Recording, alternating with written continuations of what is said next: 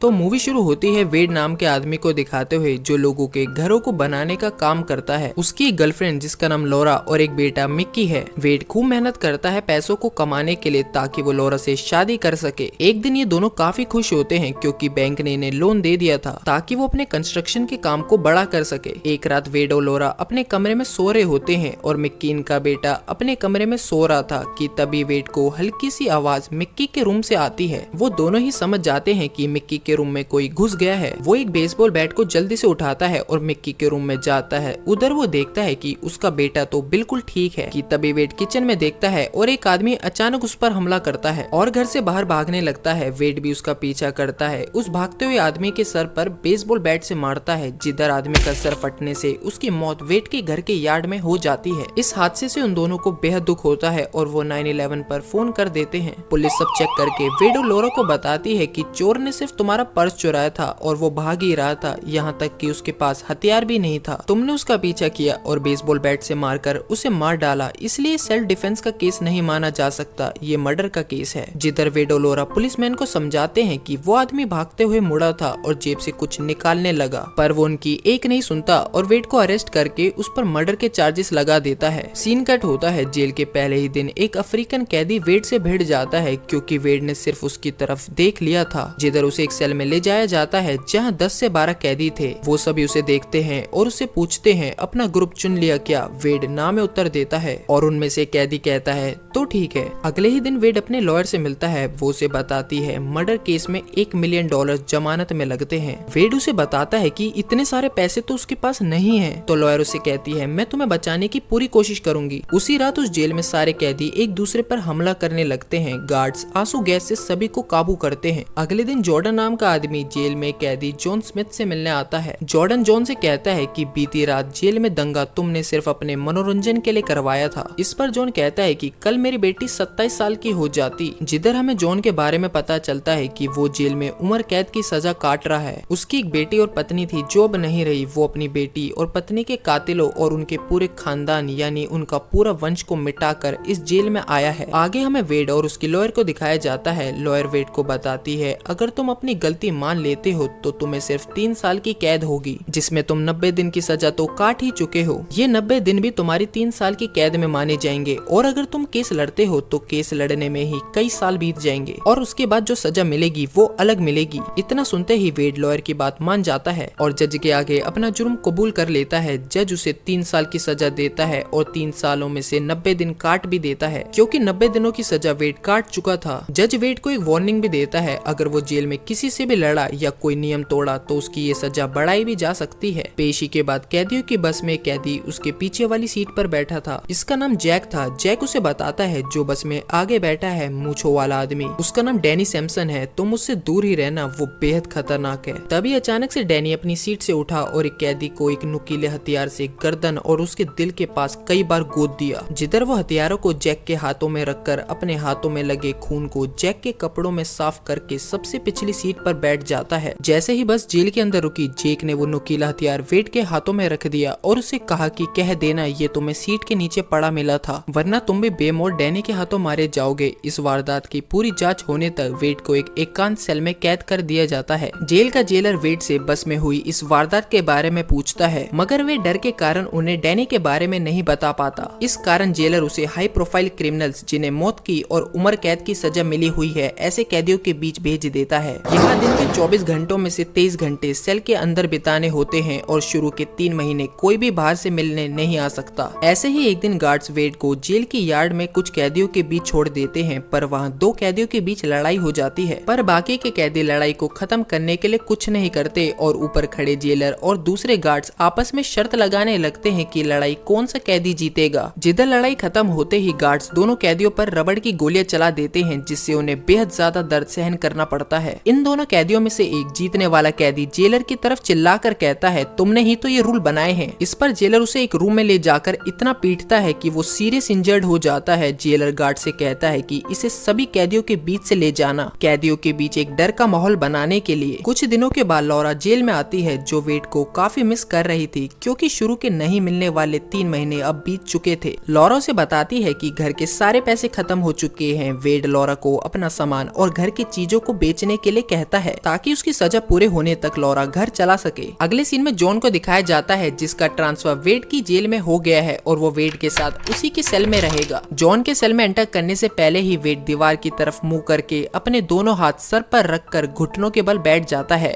अगले दिन गार्ड्स दोनों को जेल यार्ड में छोड़ देते हैं। जॉन को वहाँ सभी कैदी काफी इज्जत देते हैं कि तभी यार्ड में जैक आता है और वेड से कहता है डैनी तुमसे काफी खुश है क्योंकि तुमने जेलर को कुछ नहीं बताया। सेल में वापस आने पर जॉन वेड को कुछ एडवाइसेस देता है कि तुम जेल में किस तरह से सरवाइव कर सकते हो। अगली बार यार्ड में जैक फिर वेड से मिलता है और एक कैदी को पीटने के लिए कहता है कि तभी कैदी खुद ही वेड पर हमला कर देता है और दोनों में लड़ाई शुरू हो जाती है। गार्ड्स उन दोनों को रबर बुलेट से मारना चाहता था पर जेलर उसे रोक देता है और गार्ड से उसे असली गोली मारने के लिए कहता है, पर गार्ड के मना करने पर जेलर खुद उस कैदी के पाँव में असली गोली मार देता है। जिधर जेल का वार्डन रोज रोज की कैदियों के बीच की लड़ाई से परेशान होकर जेलर से इस बारे में पूछता है, पर जेलर उसे ये कहकर कि हम इस पर कड़ी कार्रवाई कर रहे हैं इस बात को दबा देता है। लॉरा इस बार अपने बेटे मिक्की को वेड से मिलवाने के लिए लाती है। दोनों एक दूसरे से मिलकर बेहद खुश होते हैं। जिधर लॉरा उसे पैसे खत्म होने के बारे में बताती है, वेड इस बार लॉरा को घर बेचने के लिए कहता है। वेड लॉरा से कहता है वो जेल से बाहर आने के बाद नया घर खरीद लेगा, पर इस समय तुम्हें मिक्की और अपना ध्यान रखना होगा, जीने के लिए घर बेच दो। जिधर यार्ड में जाने पर जैक उसे एक और कैदी को फोड़ने के लिए कहता है, पर रोज रोज के इस गैंग के लिए दूसरे गैंग मेंबर से लड़ते लड़ते वो परेशान हो गया था। इसलिए वो जैक से कहता है मैंने तुझे किसी से लड़ते नहीं देखा, क्या सारा ठेका मैंने ले रखा है, इस बार तू लड़। इतना सुनते ही जैक के साथ खड़े सभी कैदी और जैक सभी वेड पर टूट पड़ते हैं और उसे बुरी तरह पीटने लगते हैं। वेड को पिटता देख गार्ड आंसू गैस नीचे फेंक देते हैं। जिधर जॉन जैक के सभी साथियों को एक एक रखकर वेड को उनसे बचा लेता है और गार्ड सभी पर बंदूक तान देते हैं। जमीन पर लेटे हुए जैक जॉन को धमकी देता है कि चश्मिश डैनी अब तुझे नहीं छोड़ेगा। वहीं सेल में जॉन वेड को डांटते हुए कहता है कि तुम्हारी वजह से डैनी का गैंग अब मेरे भी पीछे पड़ जाएगा। दूसरी तरफ लॉरा घर बेचने की तैयारी कर रही होती है। वहीं एक दिन जेल में डैनी वेड के बिल्कुल ही सामने खड़ा था। वहाँ जैक भी डैनी के साथ मौजूद था। जिधर जैक उससे वेड की शिकायत करता है कि इसने मेरी बात नहीं मानी थी, पर डैनी जैक को धमकाता है कि मैंने तुझे बस में इसके हाथ में हथियार रखते हुए देखा था जो मैंने तुझे दिया था। इतना कहते ही डैनी बीच से हटता है और बाकी कैदी जैक को धोना शुरू कर देते हैं। सभी कैदी उसके पूरे ही गाल को एक ब्लेड से फाड़ देते हैं। उनको रोकते हुए गार्ड्स रबर की बुलेट फायर करते हैं तो सभी कैदी फर्श पर लेट जाते हैं। लेटे लेटे डैनी वेड से कहता है मेरा कोई भी आदमी तुम्हें तंग नहीं करेगा और उसे गैंग ज्वाइन करने का ऑफर देता है, और अगर वो गैंग ज्वाइन नहीं करना चाहता तब भी कोई बात नहीं।